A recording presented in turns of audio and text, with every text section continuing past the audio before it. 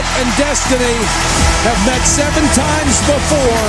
Tonight is number 8. Tennessee Volunteers have wrapped up an SEC outright regular season title. Connect with the SEC runs through Rocky Top. Tennessee wins the SEC regular season crown for the 2nd consecutive season. the 1-0. Indiana, left center field. Cross on the move. Walk it there. Tennessee walks it off. It's a mismatch. Deep green. Come on now. And don't connect. Robbie tried it this time. Indeed. New hand jam. Down the middle. Got it. The fly is high and again. And he's going to take it. Touchdown, Tennessee. Hey, how much fun is this? Man, Rocky Top, this is college football at its absolute best. Hi, this is College Athletics at its absolute best, man. Welcome in to another episode of the Fanatics Show. I am Michael with my co-host Skylar. Skylar, man, how we doing tonight on this Tuesday, May the 12th? I'm feeling like Big Brother. That's what I'm feeling like. I'm feeling like Daddy. I'm feeling like the real UT, buddy. How you feeling? I'm feeling great, man. How you doing?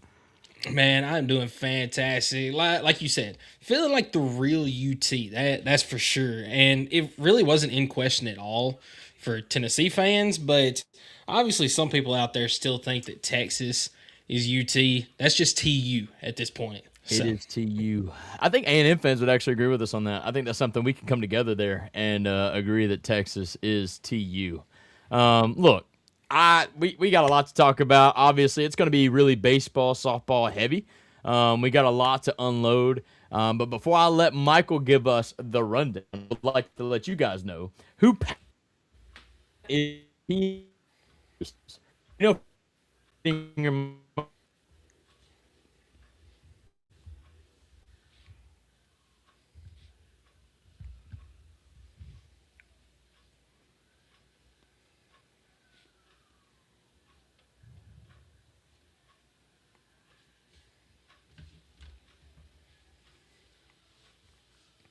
owner, right? But can't get on top of the paperwork, let P&O Business Services take care of that for you. Just go online to pnobusinessservices.com. And Michael, maybe it's my side. I don't know, but I feel like I have some connection issues. We have some technical difficulties here. I don't know what's going on tonight, but hopefully you heard me there. P&O Business Services. Reach out to me. Yeah, I was able to hear some of it. I don't know if it's me or if it is you tonight, but that's one reason why we started off late tonight was we had some technical difficulties coming online. So hopefully things will end up working out and we're going to be able to finish this off with no big issues going on. Here's why I'm confused. And for the people, at home listening, watching, whatever, we both have like a service bar that we can see if we do have connection issues or instability. We're both maxed out like we have great service. So I don't understand what is going on here. I don't know. Maybe the servers are down, whatever. But we're here. They're not going to stop us. We're talking ball. Michael, do you want to give us the rundown? What are we talking about tonight? Yeah, so tonight's rundown, we are going to start off with that big series win this past weekend against Texas in Knoxville. Won 2 out of 3 in that one. And then in segment 2, we're going to go over and we're going to talk about the Lady Vols and how they got the top 7 national seed, even though they got put out one and done in the SEC tournament by Ole Miss. So Knoxville Regional, 21 straight years that we will be hosting it. And segment 3, we're just kind of going to go off the top of our heads. The 5 coaches in the SEC that we feel like have the biggest hot seat going into 2026. So we're going to talk a little bit of football tonight too. But before we get into everything, I would like to give you our segment 1 sponsor, and that is Optimal Asbestos Services. Optimal Asbestos Services offers detailed asbestos inspections and air quality assessments. Whether you're looking to secure your home or workplace, you can trust Optimal Asbestos Services to deliver thorough and reliable solutions. You can contact Jeff Mull at 865-223-3297 for your consultation today, or go on the web at optimalasbestosservices.com. So, Skylar, Tennessee baseball against Texas. Your thoughts on game 1, game 2, game 3, or just a series in general? I'm a start from the hip. Game 1. I don't know how you can't start there. Tegan Kuhn, that 50 was been out since he had rush against, almost like as a fan base talking about sacrificing that loss so that we could possibly win game 2 or game 3. But no, Josh Nylander said, no, we're going to throw our best guy with their best guy and take our chances. And man, does he look like, I mean, that's why he's our head coach, guys. He had absolute faith in Tegan Kuhn's. Even when it got a little rocky there at the end, he gave up back-to-back 2-out base hits. And he came out, and even Tegan was mad. I mean, he knew he was getting pulled right there, because typically when the head coach comes out for the University of Tennessee at a pitcher's mound or a mound visit, that typically means pitcher change coming up. But I love what Josh Nylander said in the postgame. Just basically said, like, hey, I was just trying to slow it down. I mean, I knew for a fact I wasn't pulling him in that moment. This was his moment, and he needed to get that third out. And his belief led to another strikeout. And, man, what a magical night game 1 was, because obviously you had the pitching. I'm not going to, remiss that our relief pitcher, yeah, he gave up one mistake, but he still got 4 Ks in 2 innings of work. And Brendan Arvidsson, I mean, just a all-around great effort. We had great offense. We kind of slowed. Obviously, we went kind of ice cold, but that didn't really give that much on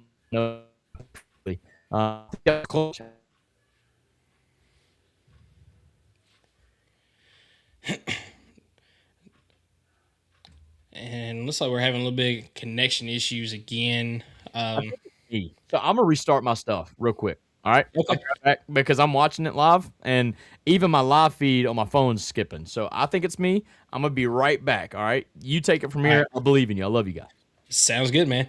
So, yeah, game 1, Skylar pretty much hit the nail on the head with Tegan Kuhn. Was just what an outing that he had with 7 innings and 15 strikeouts, only gave up 1 run in the game. Just unbelievable. I'm sorry, didn't even give up a run in the game. Only had 1 walk as well in 26 batters faced. Just unbelievable effort. Then Brandon Arvidsson coming in relief, 3 hits, 1 run, 4 strikeouts, no walks. So 1 walk over 35 batters faced for both pitchers, and 19 strikeouts in that time frame. Just unbelievable just effort by the pitching staff in this game.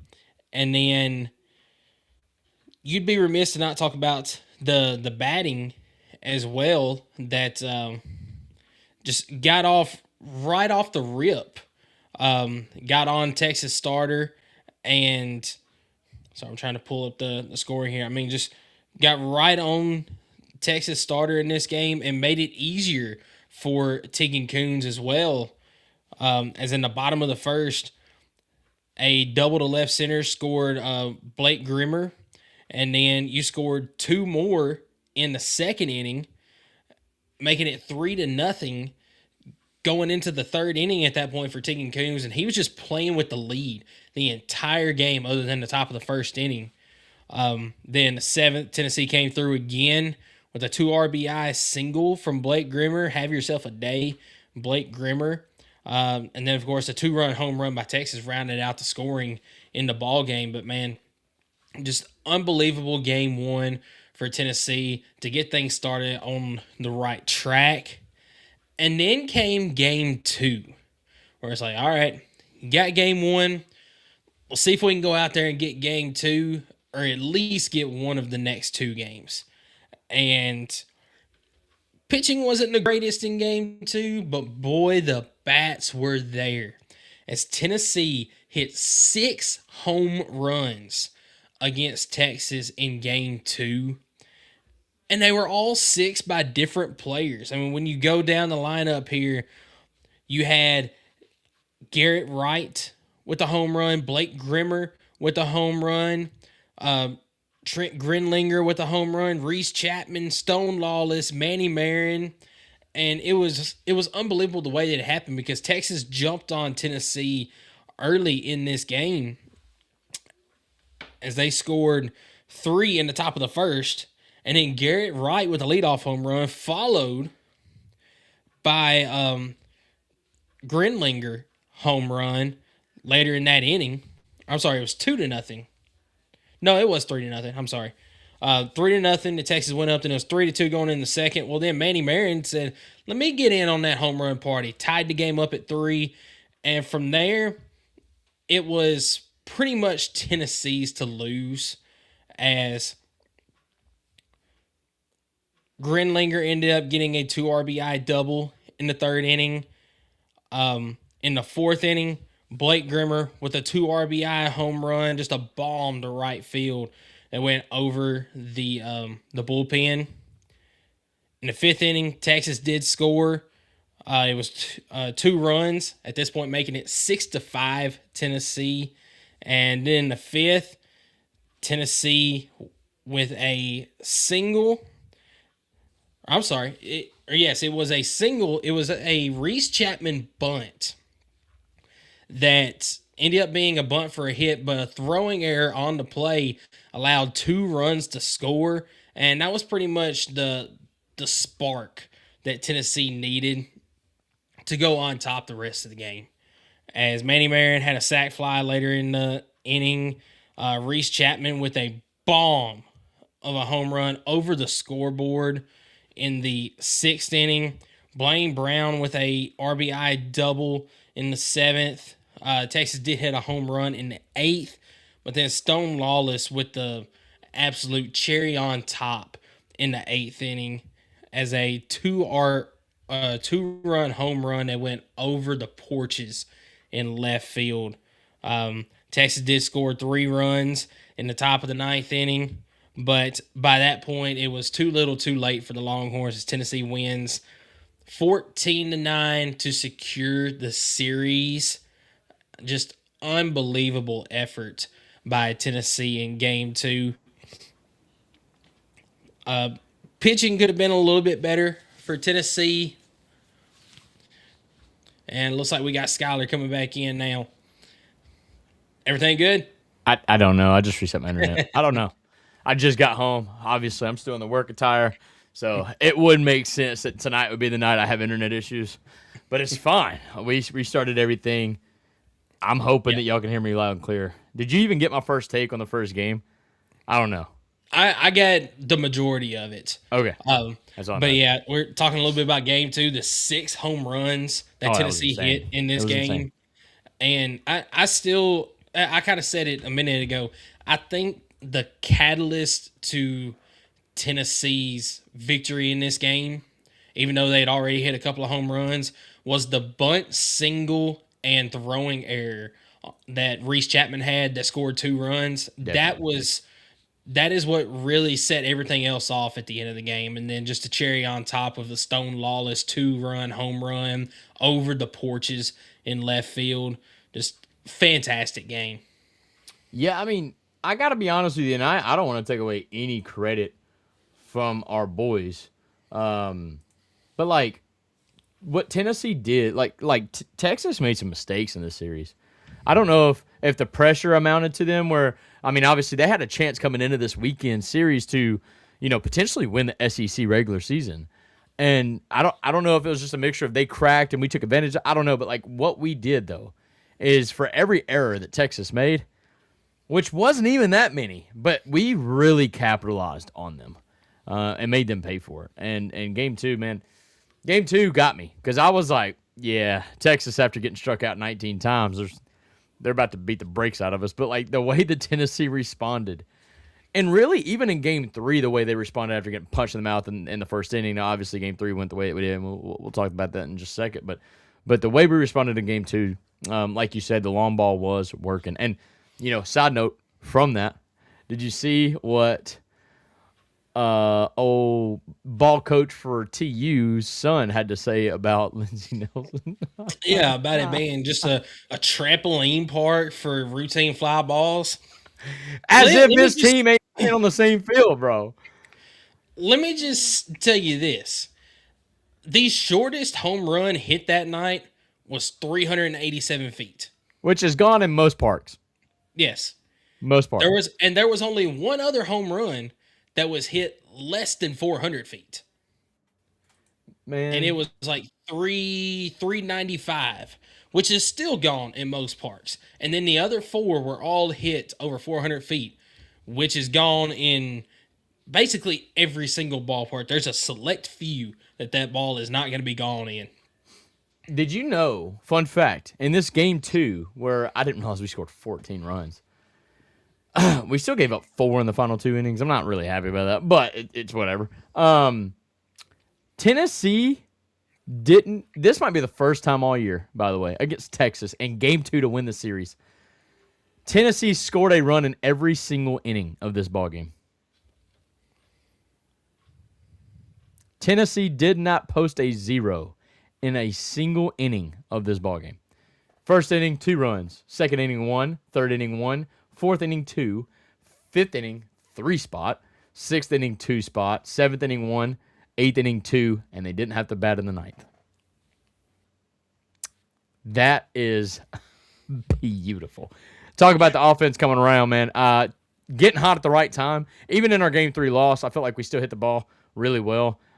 We were definitely colder than we were the first 2 games, but this is what we need to see. This is the winning formula that we talk about, getting hot at the right time. That's what baseball is all about. Tennessee's all but secured their spot in the postseason now, in my opinion. I don't care if they get swept by Oklahoma. Don't want them to, but you win a series against a top 5 ranked team,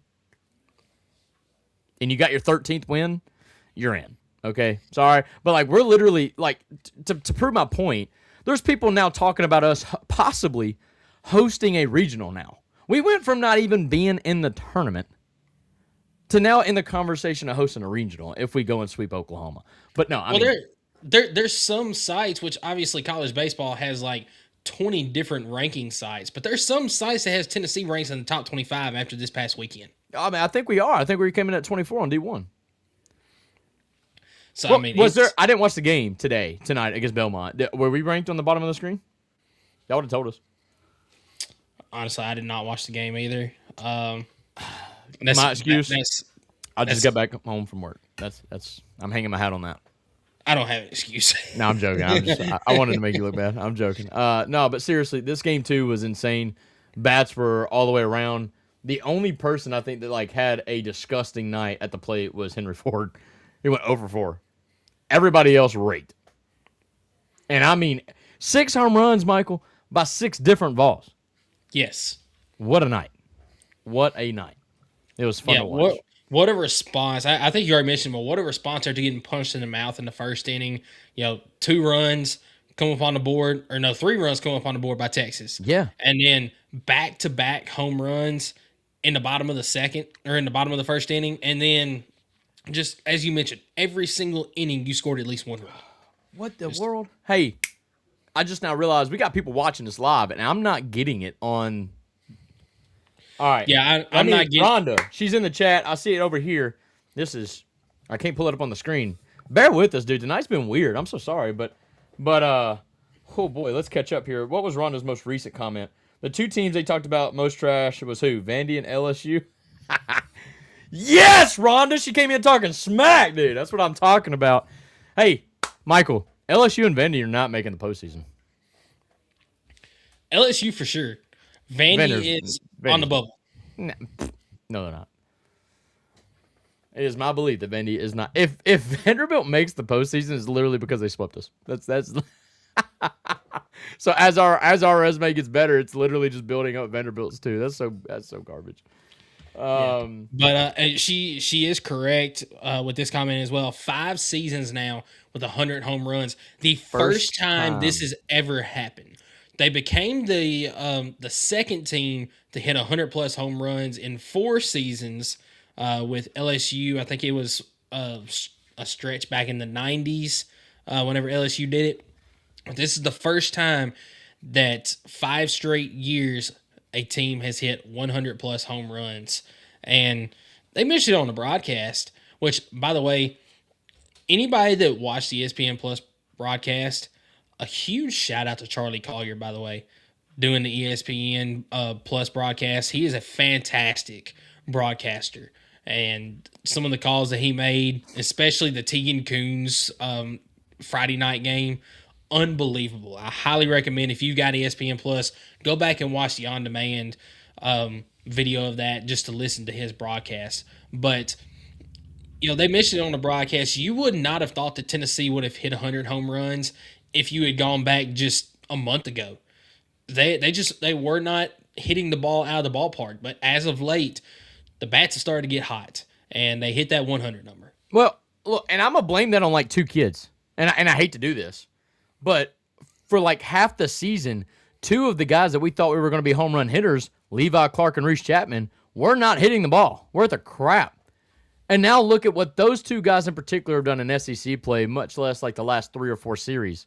They have been raking. It's exactly what we need to see because those guys are holding down the middle of our lineup, and we need those guys to rake. Let's talk about one of those guys that you just mentioned. Is in Game 3, he was the entire offense for Tennessee.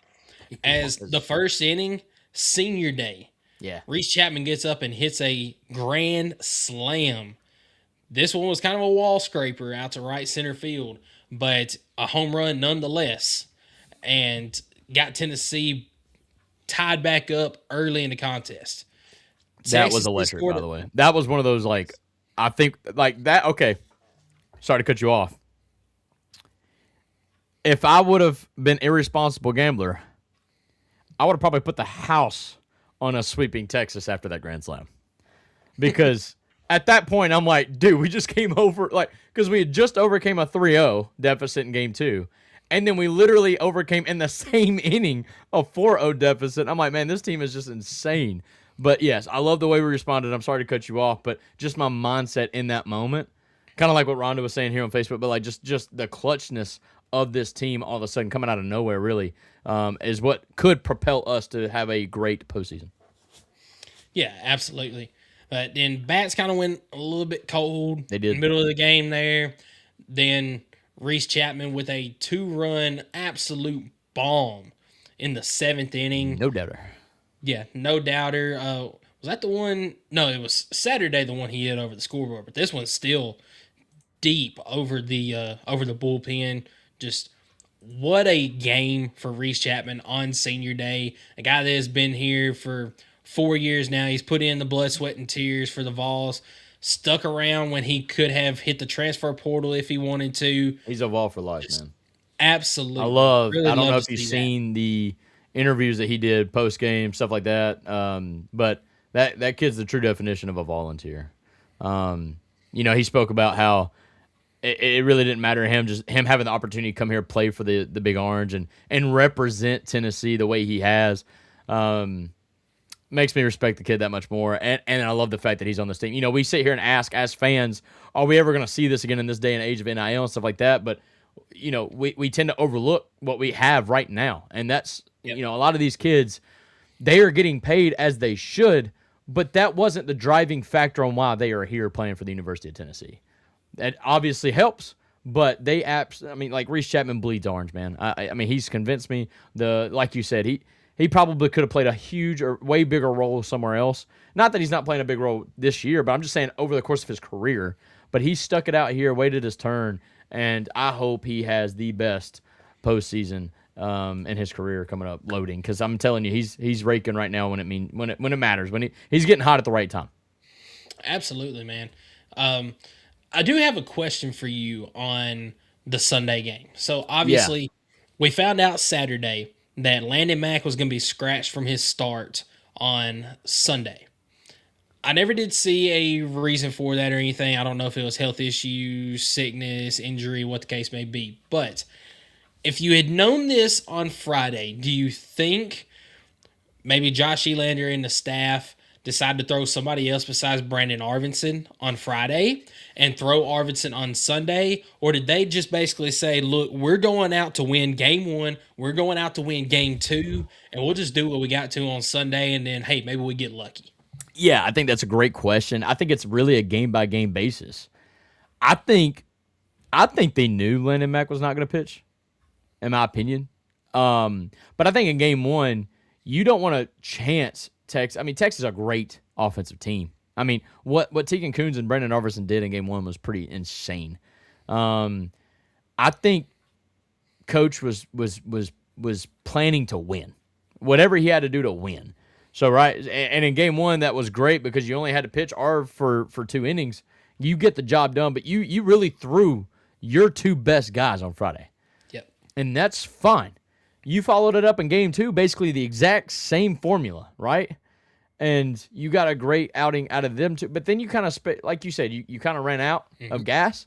But I don't think, I think the coaches knew. But I don't think even if they did know and maybe they didn't know, I don't think they had to change the game plan, especially with the way the game's played out. Maybe, right, if game 1 didn't go the way it did, if Tegan Coons didn't rack up 15 Ks and go 7 innings, I think we're talking a little bit different. But I think Coach was making sure that, that whole like put the foot on the neck type reference. You don't let up. You don't let up. I think that was, and I love that mindset, by the way. But I think that's exactly what Coach did in game 1. And then game 2 was a plus in my opinion. I mean, that was almost playing with house money. And then game 3, not that I'm saying that we threw the game, but you kind of let the kid that is from Texas, maybe a little juice. And honestly, he started out pretty good, got the first 2 outs out of the way, and then kind of fell apart after that. Made a couple of mistakes, and that third out's pretty hard to get. The first and the third out of the game is really hard to get, and it's unfortunate the way that unfolded. But at that point, it became a bullpen game. It is what it is. Honestly, if the first inning you don't give up 4 runs, in which we still scored 4, so you can almost scratch that. But then you give up a 5 spot in the 6th, and that was pretty much the game. So 2 bad innings cost you game 3. You can scratch those 2 innings. We're talking about this series even more differently. Yeah, absolutely. And thank you, Rhonda, said arm soreness for Landon Max. So yeah, I didn't think it was serious. They didn't make it sound like it was serious. Yeah. So I think I'm with you. I think that it was, you go out there, you make sure you get game 1. And then kind of like you said, you're playing with house money in game 2. And then just the performance that you got from your bats, especially in game 2, that was just icing on top of the cake of the performance that you got from the pitching staff, which honestly wasn't the best. I was gonna say, but it was still a pretty good performance. That might be the better question, is knowing how your offense would have played in game 2, would you have changed your pitching dynamic? You know what I mean? Like, if you knew you were going to have the bats behind you, do you throw your next best guy? You know what I mean? But at the end of the day, you get your guaranteed wins, or you get your wins when you can take them. I think Coach did a phenomenal job this weekend. Yeah, absolutely, man. And then got a big victory tonight against Belmont, 11-1 run rule victory. That's how you end the midweeks. Yep. This weekend, you got Oklahoma on the road for your final SEC series before you go into the SEC tournament. And let me see if I can pull up the standings. Let me go ahead and cue this real quick. Just give it a second. Yeah.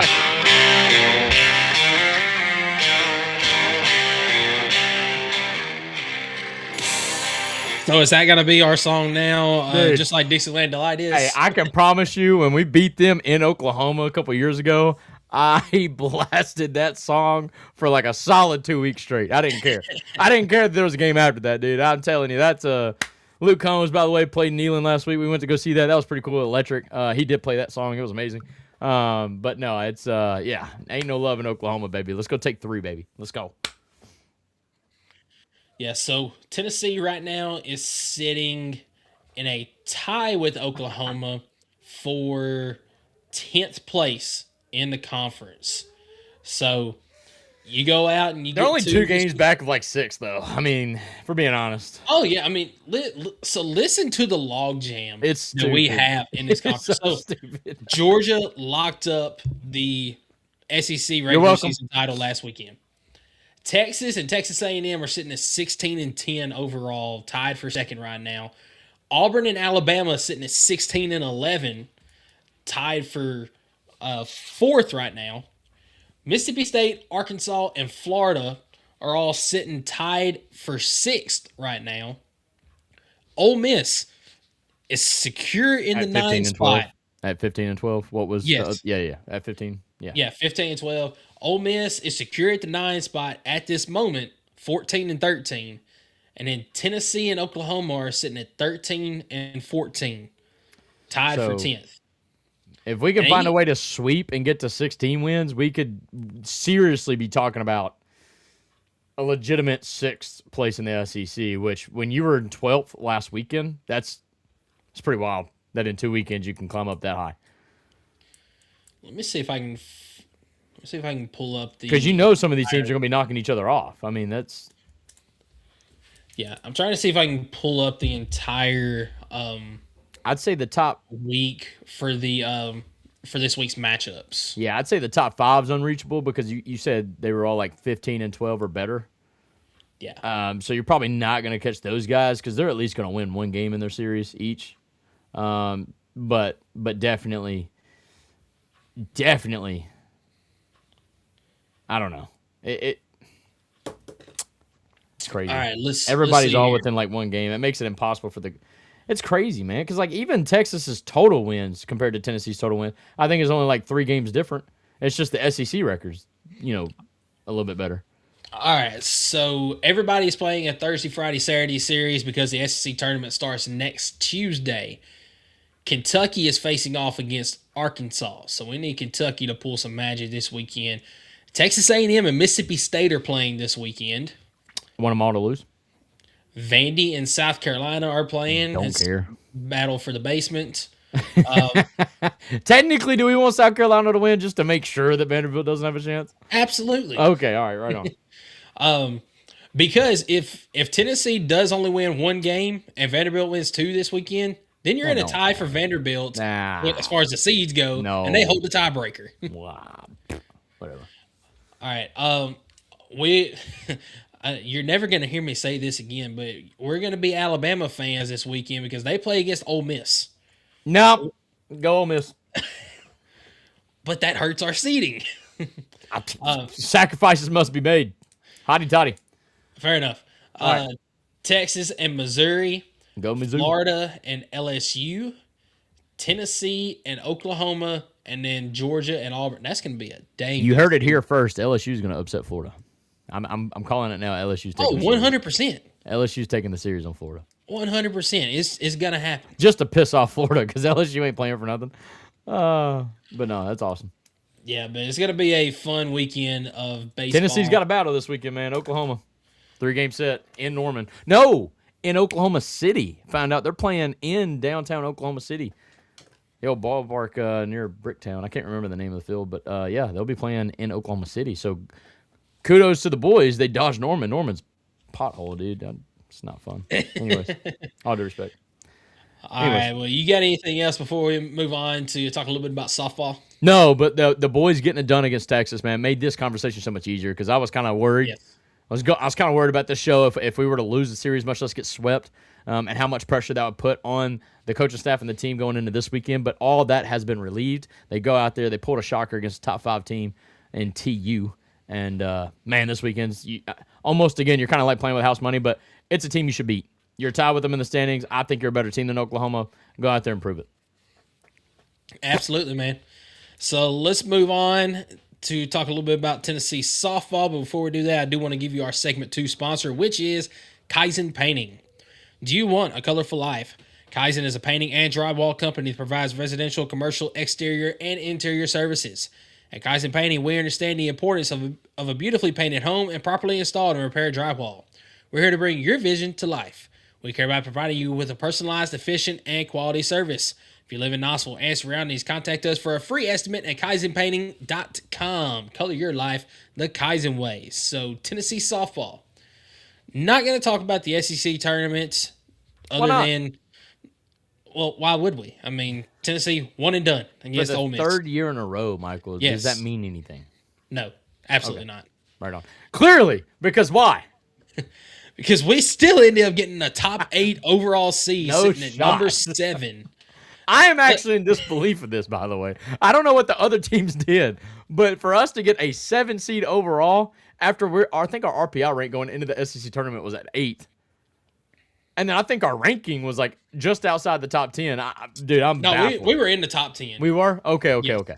Yeah, I'm baffled by that. I love it. I'm happy about it, but I am genuinely surprised after getting bounced in the first round of the SEC. Well, I guess technically it was the second round, but yeah, whatever. Which we knew that we were going to be hosting a regional regardless. Yeah. For the We just- 21st consecutive year. The longest streak in There's women's only college one other softball. school, Michael, pop quiz. There's only one other school that's done that. Who is it? Arizona. Wrong. Close, if we're talking alphabetical order. Alabama and Tennessee are the That was only gonna be two my second programs guess. that for 21 consecutive years have hosted a regional, which is kind of crazy that both teams reside out of the same conference and still able to do that. That blows my mind. So, yeah. Softball runs through Tennessee. Duh. Yeah, absolutely. But yeah, Tennessee, they end up getting the number 7 overall seed going into the tournament, hosting the Knoxville Regional. And in the Knoxville Regional this year, we have got Northern Kentucky as the 4 seed. That's who Tennessee will be playing against in game 1 Run rule on victory. Friday. Let's see. Yes, Friday is the 15th. That is going to be at 5:30. Love that. I think that's Eastern time. Probably because me- it's in Eastern. Well, it's like the tournament's been. Yeah. Let me see. While you're looking that up, All Rhonda time, says, all times Eastern time. Yeah. Rhonda says, RIP to Bobby Cox, but the Braves are killing it right now. Yes, they are. They just won a series over the Dodgers, which is insane. Also, yeah. 21 years, she thinks. Yeah, you would be correct. So, yeah. Go ahead. Yeah, definitely rest in peace, Bobby Cox. I'm That's not right. a Braves fan. I'm a Cardinals fan, but I do respect Bobby Cox. Fantastic manager. Anyway, but no, 5:30 Eastern on Friday. like a Florida Tennessee State against fan when Northern we do that. Kentucky. That game is going to be on SEC Network, and then game 2 is going to be between the 2 seed Virginia and the 3 seed Indiana. Do you know anything about Virginia and Indiana softball this season, Skylar? No, but You can be honest. no, I don't know anything. I was thinking Indiana's scrappy, dude. Is that the 2 seed? Is Indiana the 2 seed? Or is I Virginia think the 2 seed? Virginia's a 2 seed because I they're feel like Indiana's it's showing them scrappy. nationally ranked. I feel like Indiana's scrappy. So Here's what I feel confident in is Tennessee doesn't necessarily have to sweep the regional to win the regional. I feel like they can go the distance. In fact, they're one of the more well-equipped teams too. If they have to go to like a winner-take-all game, they're probably best equipped for that versus any other team in the league, or at least in the regional. I'm gonna say the exact opposite. If our boys make it to their regional or whatever, I feel like our guys are gonna have to win every game. I don't feel like they're gonna have the pitching and the depth to come out of the losers bracket. But I do think if the Lady Vols were to do that, because I'm telling you, our offense could let us down in one of these games. Don't be surprised. But I do think we're well equipped to go that extra game. Yeah, I think I agree with you. I hope that it doesn't come down to I agree with that, especially hosting. I agree with that 1,000%. But game 2 could be a looking up- dogfight, man. I do think they'll win game 1 easily, but it just depends on the I bats. agree. Man. Just Yeah, depends on I'm the looking bats. up. So Indiana on the season, 42-14 overall. There were 17-7 in conference play. They're scrappy, dude. Let's see. And that's the 3 seed. There's no way that's the 3 seed. So in the Big Ten tournament, they played 2 games. They didn't have to play until Thursday, which makes me think that they were the 4. They had to have been the 4 seed going into it. They beat Washington 9-2, and then lost to number 1 overall seed in Big Ten, Nebraska, 5-0. Jordy Ball on or Friday. Jordy, whatever her last name is now. I'm not trying to disrespect. I just know she got married.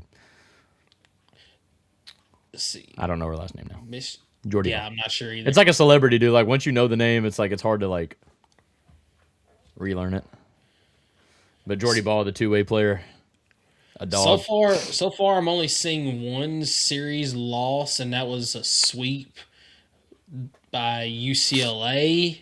Who is the top? Not. I guess they were the 2 seed in the Big Ten. They were the 2 seed. Yeah, because they were very good as well. UCLA beat us. That was their only conference series loss. They won every other series, which that was the toughest team they played. They played like Rutgers.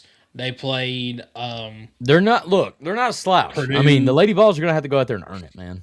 Like without a doubt. So Yeah, let's look at Virginia real quick. we're going to need Carlin at her best, Sage at her best.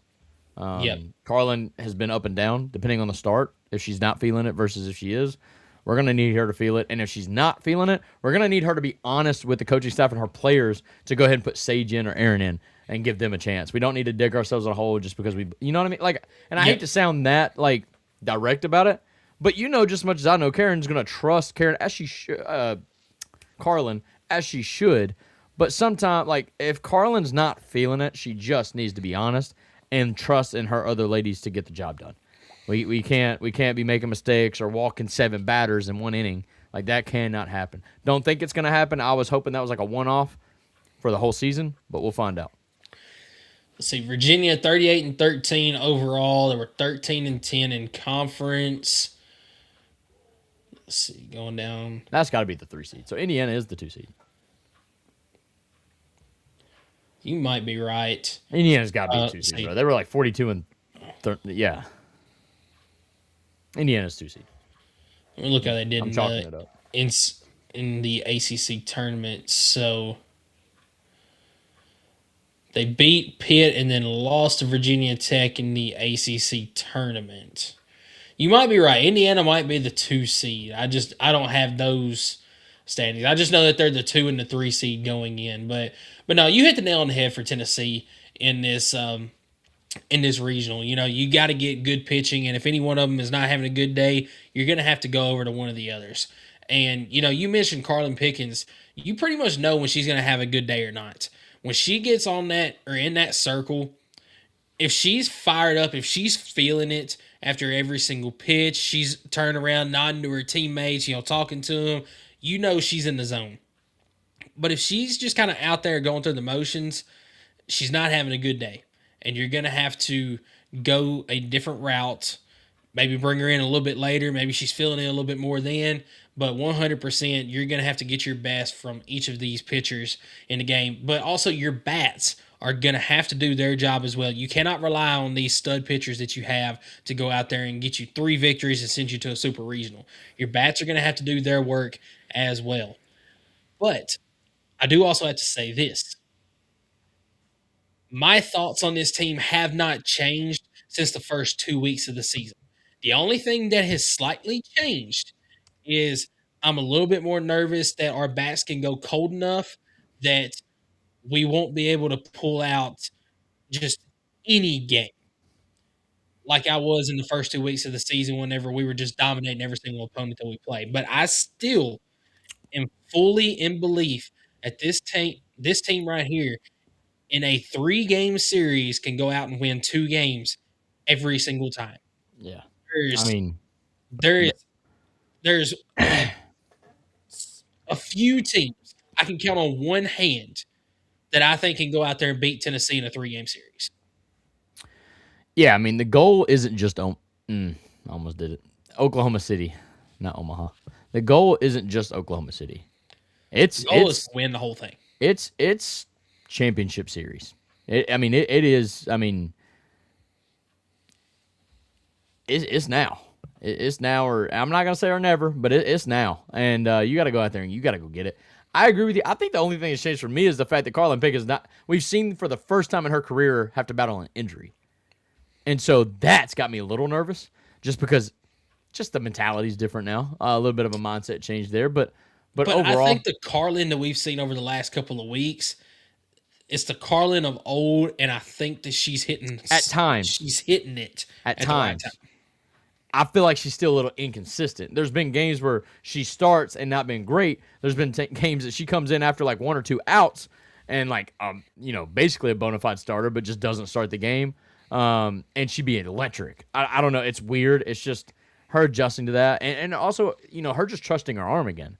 I mean, there is a PTSD side of that when you overcome an injury. Like, oh man, I don't want to feel that pain that I was feeling the other day, and you almost like reserve a little bit. And so her just being able to trust it again, I think all those is going to be fine. But we do need, I think more than anything, pitching's going to be fine. We have 3 absolute studs. Even if one girl's not feeling it, we have another girl to go to. And the beautiful thing about softball is they can pitch as much as they want. We need the bats. We need the bats. period. We got to score 4 runs. The defense is going to be there too. We got to score 4 runs. Not because I think we're going to give up 3, but like if we do, 3 runs shouldn't beat us. Correct. So we need to score runs. And we need to do it like consistently, not like get 3 runs in the first inning and then score zeros the rest of the game. Like that's frustrating too, and we've done that a lot. So or vice versa, we get out to a really slow start, not score until the 5th inning. Whatever. But Lady Vols team has all the pieces. We just got to play hot. We got to be clutch. And we got to take advantage of being at home, win it, and then do it again in the Supers. Yeah, 100%, man. Vandy Chris says, softball in all capital letters. I am mad. Alabama's the number 1 seed. That's not what he said. And isn't the best team in the SEC. What a crock of crap. Who is the best team in the SEC? Oklahoma? Texas? I mean, Oklahoma was the number 1 overall seed in the SEC. I didn't stick around to see who actually won the SEC tournament. Yeah. So I'm wondering if Alabama won the tournament. I love if they weighed that based on the SEC tournament and didn't punish Tennessee for their first round exit. Yeah. That's tough, dude. Let me see. Because Alabama was Oklahoma was number 1 in the regular season. Alabama was number 2. Now Texas won the SEC tournament title. Yeah, but who went further in the tournament? Like did Alabama get the head-to-head win over Oklahoma? Like, I know Oklahoma got upset by somebody. Oklahoma got upset by Georgia. Yeah. And Texas beat Alabama in the SEC title game. Yeah, so Alabama made the title game. Oklahoma got bounced in the first round just like Tennessee did. So that is kind of funny. We didn't get punished at all, but then Oklahoma does. But it's for the number 1 overall seed. I think that's kind of a little bit more lenient or more understandable, I guess. I don't know. It is what it is. Hey, you have your right to your opinion, and I'm not going to say it's wrong. I just think it's funny that you have an opinion on softball when how did Vanderbilt softball team do? Don't do Chris that way, bro. It's not even a shot, bro. They don't even have a team, bro. That's the only reason why I did that. That's the only reason why I did that. Title IX, baby. Let's go. Speaking of breaking news, Tennessee picked up another title this last week. They sure did. And I was very close to where it happened. Tennessee Lady Vols rowing team picks up the SEC championship, I think. Yeah, championship. Yep. So now they get to go to nationals. So good on them. Congratulations to those ladies. Yeah, that was kind of huge. That's awesome. I mean, obviously, we don't get to watch that. That's not something that you can. But it doesn't take away from those athletes and what they do and the work they put in, and they should absolutely be recognized for it. And if I saw correctly, I think they got the number 1 overall seed going into the NCAA tournament. I wouldn't doubt it. I wouldn't doubt it. Cool story. You know how we do the sailgate? Yeah. For Vol Navy? The rowing team was on the boat last year. That's awesome, man. So I'm taking the credit. Yeah. Because we gave them free food. The rowing team over the last several years has been very good. They've been awesome. Very good. But, it was their first time winning the SEC title. And you know what? Let's just go win a national title. So golf team, rowing team, softball, baseball rink. Look, basketball going to everything. Okay, we're back. Danny White's cooking. That's right. You got anything else on softball before we move ahead to our last segment? No, man, it's tournament time. I'm excited. It starts this weekend. No, it don't. It starts next. Does it start this weekend? No, it starts next weekend. Softball is this weekend, and then baseball SEC tournament is next weekend. So softball does start this weekend. Let's go, dude. I'm excited. I'm going to be tuned in. Locked in. All right. That's right, man. Well, if you don't have anything else on softball, let's move ahead to segment 3. And would you like to give us our segment 3 sponsor? Hey, can you remind me who our segment 3 sponsor is? That is Bowie's Air. Hey, Bowie's Heating and Air is a 24/7 full-service heating and air conditioning company proudly serving the East Tennessee area with reliable residential, commercial, and new construction services. We provide comprehensive comfort solutions, including system repairs, preventative maintenance, and complete equipment installations. Our mission is to provide Reliable service, honest guidance, and lasting comfort, all while building lifelong relationships with every customer we serve.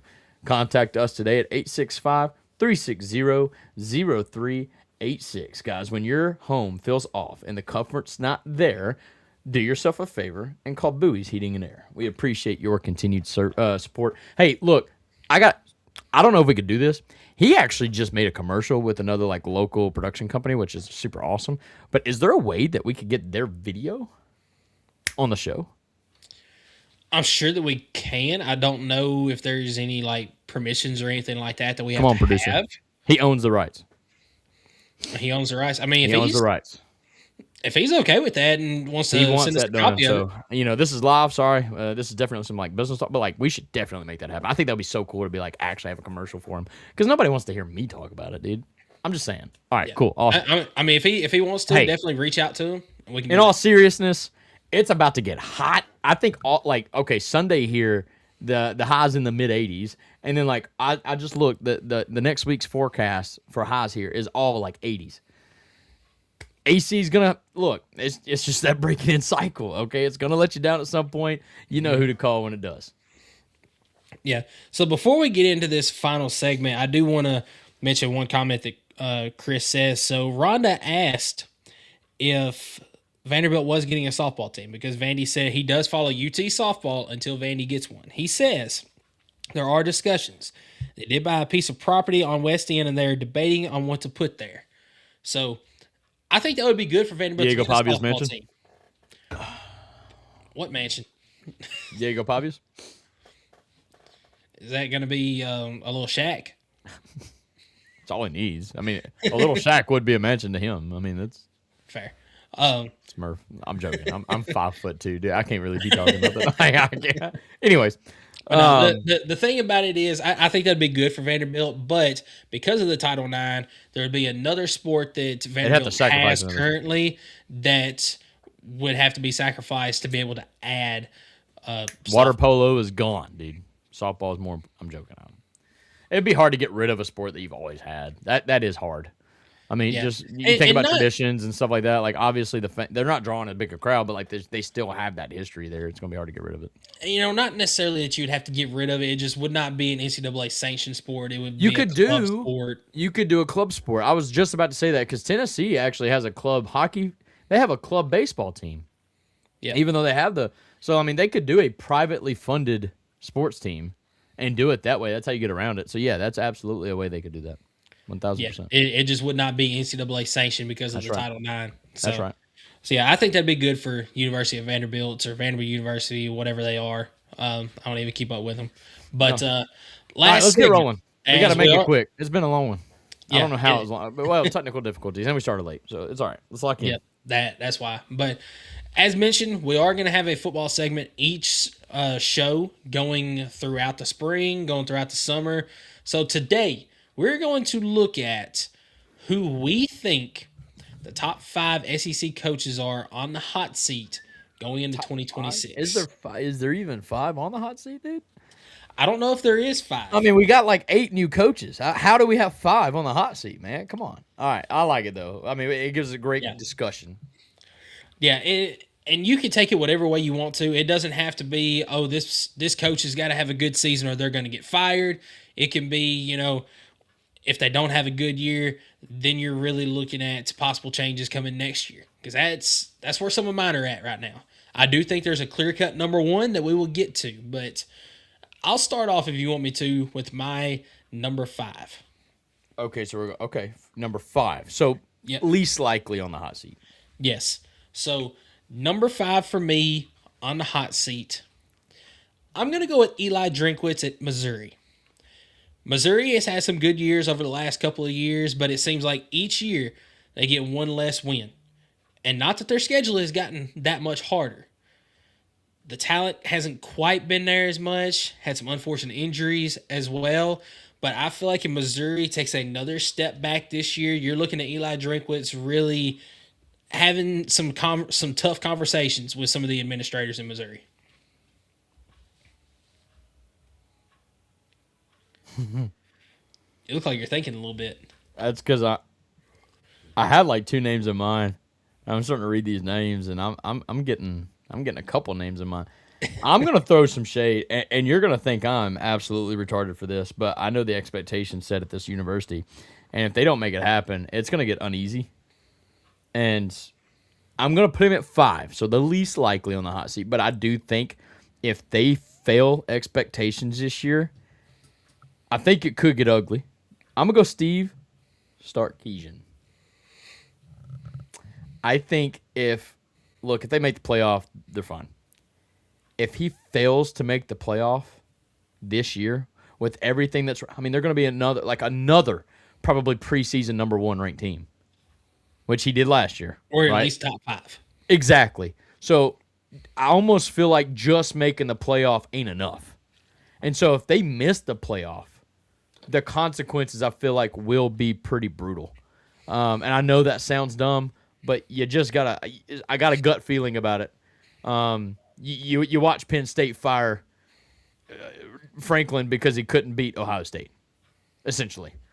And it doesn't matter that he won 10 games every year, but because he couldn't win that one game, he gets canned. I think Steve is kind of like on that type of level where if he can't get over that hump, if he can't get that title run, especially with the loaded roster he's got, I'm going to go with him with my number 5. I'll go ahead and go with my number 4 if you want. All right. My number 4 is... I'm going to take your guy. I'm going to cheat, but Eli Drinkwitz. Missouri, they've just kind of been like blah the last 2 years, right? Am I not? They just kind of been eh. I mean, I think because it was 3 years ago where they beat Ohio State, right? Or am I? Yeah, they went 11-2 that season, including the that bowl was game. huge. And then like the last 2 seasons, And then they went 9-3 2 seasons ago, so still a decent year. Then 8-4 this year. But I think they lost the bowl game. But they went 9-3 with the easiest schedule in the SEC. Yes. And didn't make the playoff, even though Eli tried to pull the. We're still chasing the playoff, and then they went and lost like the next to last game of the season. That was funny. But no, I think Eli somewhat on the hot seat. They went and got the Ole Miss other, not Chambliss, but who's the you would ask Austin Austin Simmons. Yes.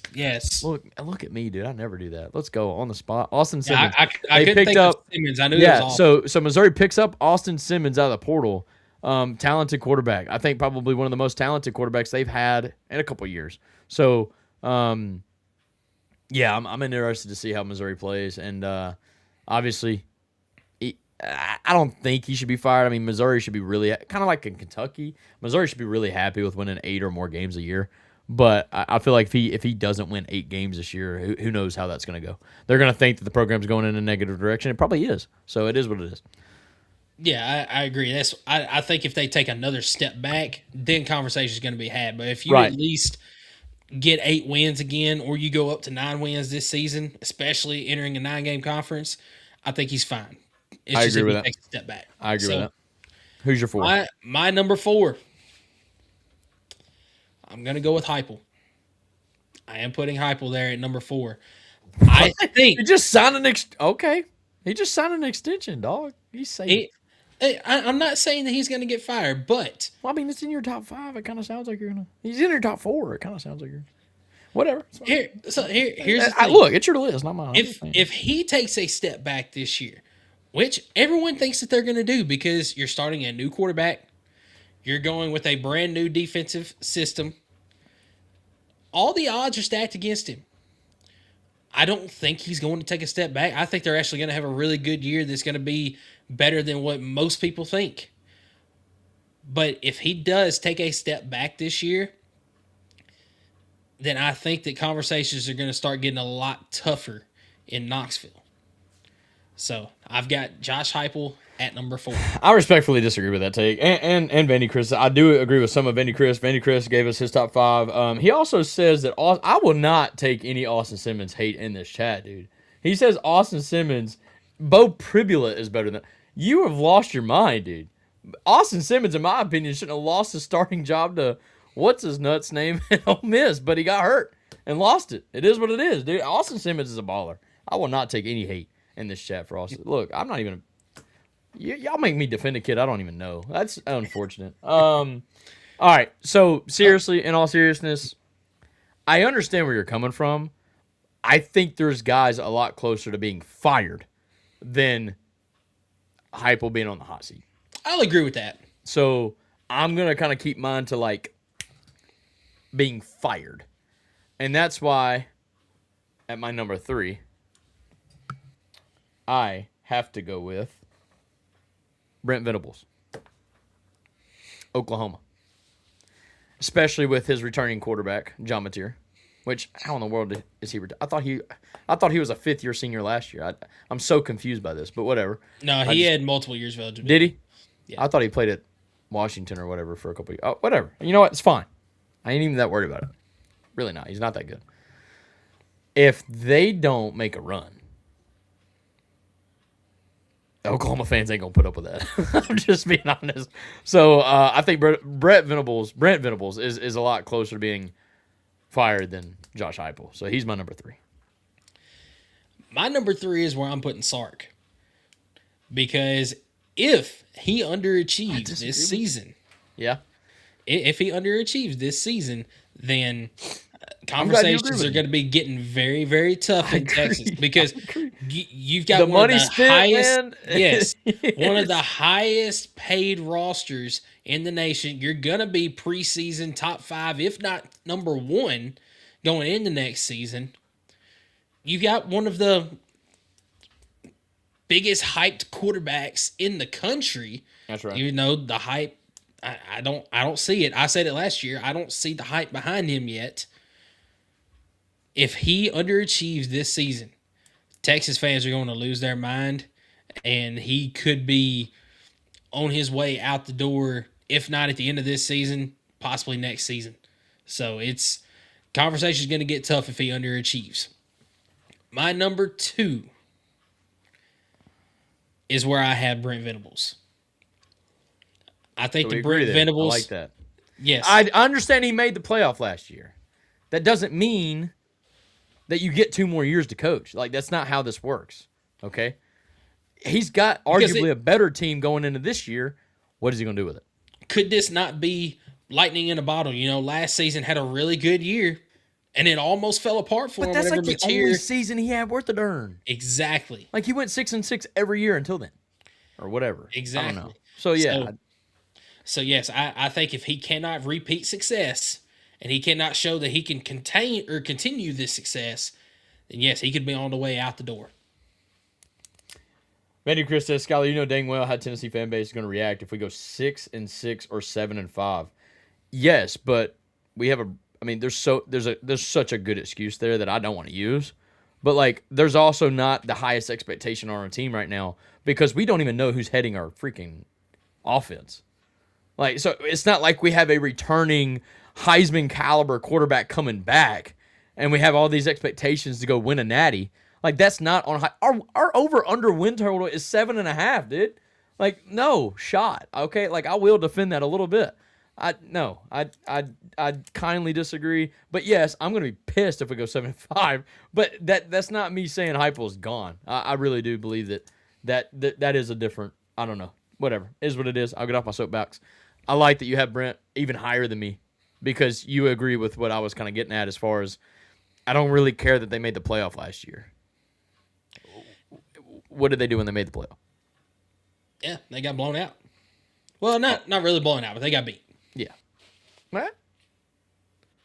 They jumped on Alabama, and then Alabama came back. I thought they did get blown out. Okay, right on. I thought they did get blown out. My fault. Anyways, my number 2. And I realized that I messed up because I got 3 other coaches. But my number 2, I'm going to go. Doesn't matter to me, to be honest with you. Because to me, the level of program doesn't justify me caring enough to put them this high. Does that make sense? Can I take a guess at who it is? Yes. Is it Jeff Lebby? Yes. Because that's who I was going to put in my top 5 at first. Because I do feel like he's going to get fired, but like it sucks because he had, in my opinion, I think he went winless in the SEC last year. But, like, that man was, like, a point away in every SEC game that he played, maybe besides 2 games. I mean, he took us into overtime. They and so won one SEC game, and that was Arkansas. Yeah, and I feel like they were a way better team than what their record showed. Yep. And, I mean, they started the season 4-0. Took us to overtime in their 5th game of the year. And but at the end of the day, if you're not winning games, that's all that matters. I mean, and I hate to say it like that, but it is really, that is the name of the game. So Jeff Lebby, but And here's my thing about Jeff Lebby is I actually don't know how much of the hot seat that he's going to be on, because if he can just get a defense to go with the offense, no kidding, that's going to be a pretty good team. Now, I'm not saying national title contender. No, that's but just competitive, team. man. We're talking about a Mississippi State team that has won maybe a couple SEC games in the last 3 years. So just be competitive. Just be competitive. Unfortunately, you are the Vanderbilt of the conference right now, and you've got to get out of that. So, yeah. I'm going to stick with Jeff Lebby. Yeah. You want me to go ahead and go with my number 1, or you got it? You got it. I'll go. Number 1, and it's a clear-cut number 1. It's Shane Beamer in South Carolina. Yes, it is. I'm going to change my number. Okay, I agree with that. I'm going to let you do the spill, but then I'm going to pick another coach just to pick another coach. It is Shane Beamer. The fact that you don't have him on the top 5 at that point. I had Shane Beamer number 1, bro. Like, that was... Yeah. But no, Shane Beamer is clear-cut number 1. I mean, you went from knocking on the doorstep of a college football playoff 2 seasons ago. You've got all the hype around you. You've got the quarterback. You've got a lot of your team coming back. You got some pieces out of the transfer portal that's going to help with that. And you just fell flat on your face this past season. Didn't have a winning record. I think you won one, maybe 2 conference games. You had one of the worst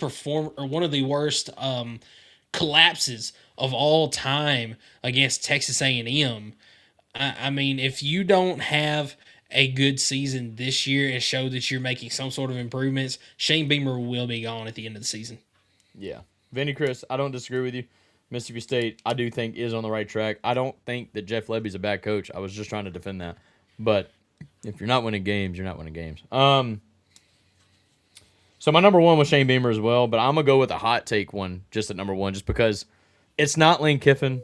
Vinny Chris, like, kind of to your own point there, they're paying him so much money, they're not going to be able to afford another buyout like that. Like, there's no shot. So if Lane Kiffin lays an egg in year 1, then LSU just looks stupid. But they're going to have to keep Lane Kiffin.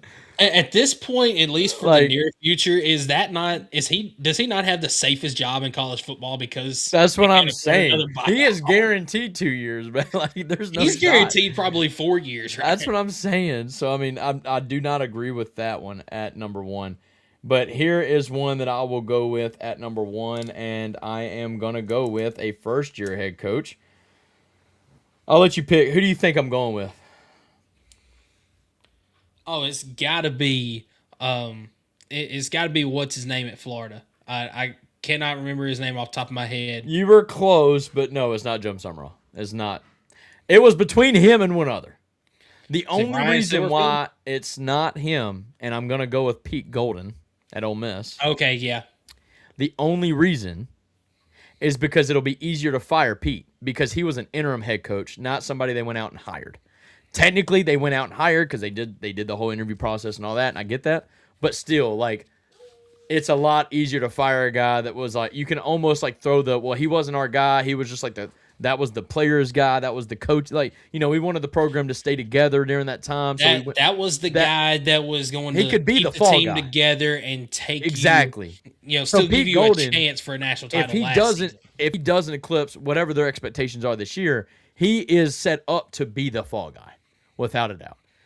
John Summerall, he will crash him. I do feel like it's not going to work at Florida, but I just don't think they're going to be able to fire a guy right after they hire. I mean, that makes that do they even have an athletic director in Florida? I know they didn't have like a president or something.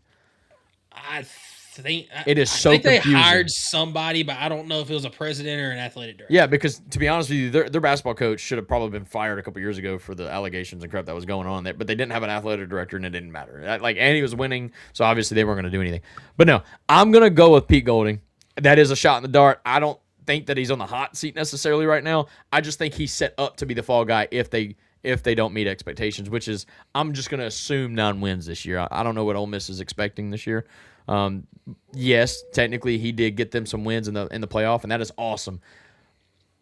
I just don't like the whole like defensive coordinator, interim, and then head coach. Like you're just set up to be the fall guy, man. But that's why I'm going with him. And I went with Shane. Let me point that. So that was kind of like an off the cuff thing, but I could see that happening. Yeah, I agree. I mean that experiment's not going to work out at Ole Miss. I don't know the LSU at all. Ron said LSU's pretty good at throwing around some money.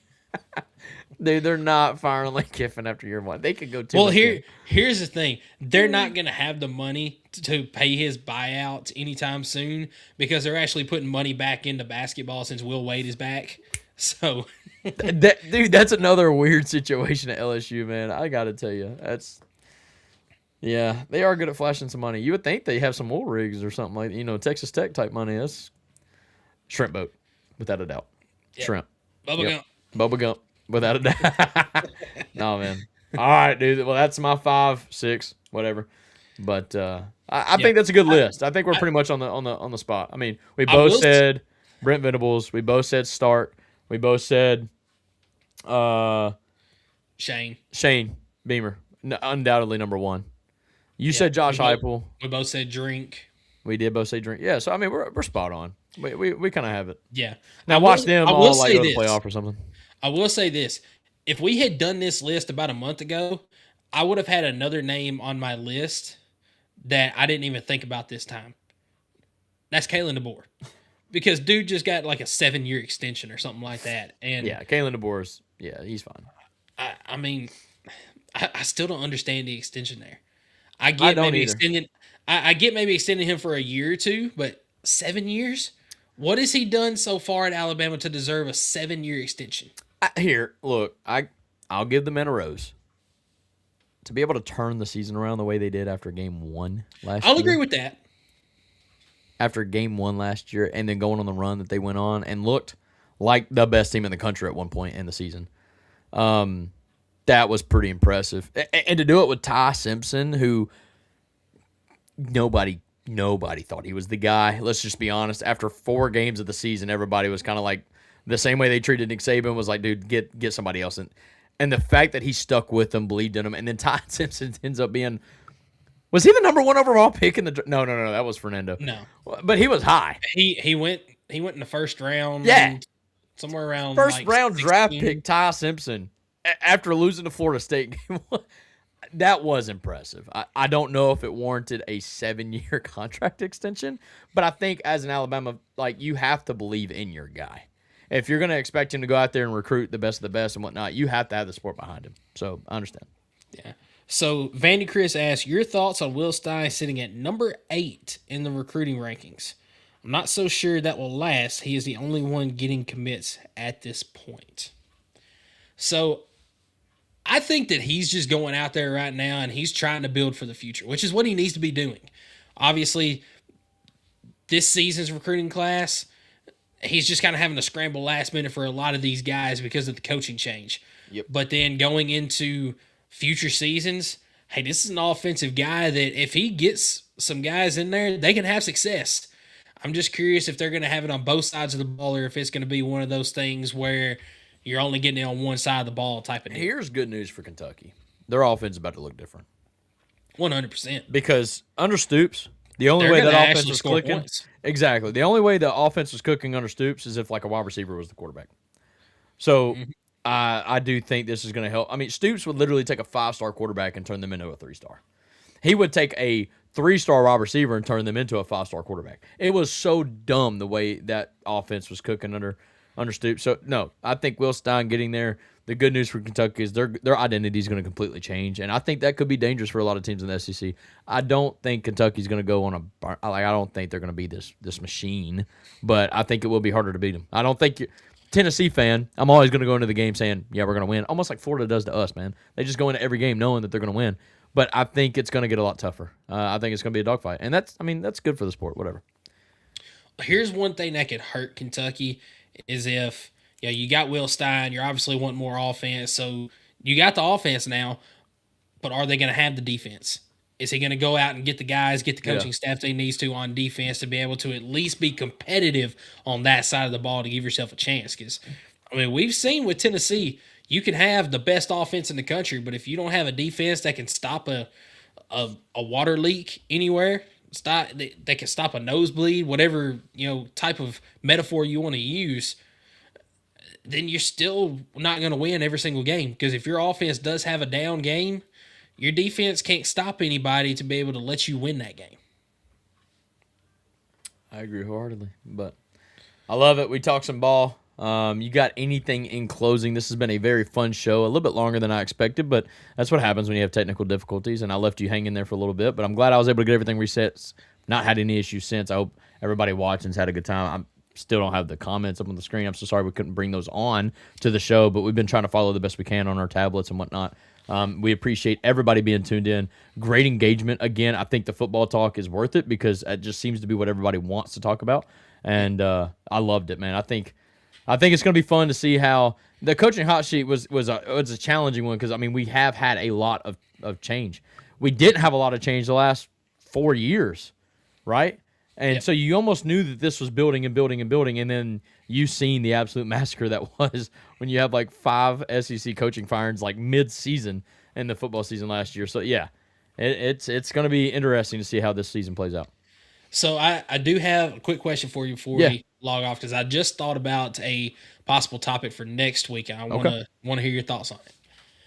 So, top 5, which new head coach in the SEC is going to have the most success? Because we got a lot of new head coaches. There's 5. I'm pretty sure there's 5 brand new coaches. All right, so let's run through this. Ryan Silverfield, Alex Golish, John Summerall, Will Stein, Pete Golden. Yep. Those are your 5 new head coaches. Brand new. You also got Lane Kiffin with a new team. Okay, so we count that. And then that's it. I think that's it. So if we want, we could do all 6 there and kind of rank how we feel like they're going to succeed in the SEC. Or if we just want to do the new head coaches and leave Lane Kiffin out, we can do that as well. I don't care. Up to you. You're the producer of this show. I just sit here and look pretty, and I really don't even do great at that, to be honest with you. But anyways, yeah, you pick that and put me on the spot next week when we go live, and I'll be like, oh, that's what we're doing. All right, let's do it. All right, sounds good. Let's see. So Vanny Chris says, hey, Michael, I'm dropping a name for you to look up. Quincy Mitchell, running back Forest. Get him on for an interview. Dude is elite. Put up 3,000 total offensive yards as a sophomore. Is he talking about Forest, like high school, dude? I know exactly where that. We had to play them in baseball a lot. So, yeah. Yeah, we played them in baseball my sophomore year, too, and beat them to go to the state tournament. So. Oh, yeah. Rhonda even said Chapel Hill. Yep. I mean, we both grew up 30 minutes from there. So, yeah. Not even. Chris, I'll try to see about getting in touch with him and see if he wants to come on for an interview, talk a little bit of ball with us. So, appreciate you. Appreciate you getting that on us. Kudos to the ball for not canceling it. Like we don't shy away from competition. No, absolutely not. I not. did think that we didn't have another midweek, so I was kind of genuinely surprised because we do have a series starting on Thursday. Yeah, I thought that we weren't going to have another midweek game because of the series starting on Thursday. I'm fine with those. Hey, more content, baby, and it was an easy win, and it got some guys in the lineup that maybe don't get to play all the time, so I'm fine with that. That's right. But no, I appreciate everybody tuning in tonight. Hopefully next week we will have comments and everything back on the screen. Just like Skylar said, had some technical difficulties starting and then had some connection issues once we got started as well. That's all my fault, apparently. Well, I think the starting part of it before we actually got live, I think some of that was on my end. It could have been both. Oh, what a humble guy, man! Trying to spread. Yeah. It was our fault. You know, we are evolving out. Yeah, no. I'm trying. But let's just blame it on. No, we're not going to blame on EV Mucks because we do pay them for the subscription. So, no, man, we just appreciate y'all being locked in, even through all that, being here with us, and thank you, Rhonda, saying that tonight was a great show. Tonight was a great show. It's always great whenever we get to talk ball. So, right. I appreciate everybody tuning in. As always, go Big Orange, everybody.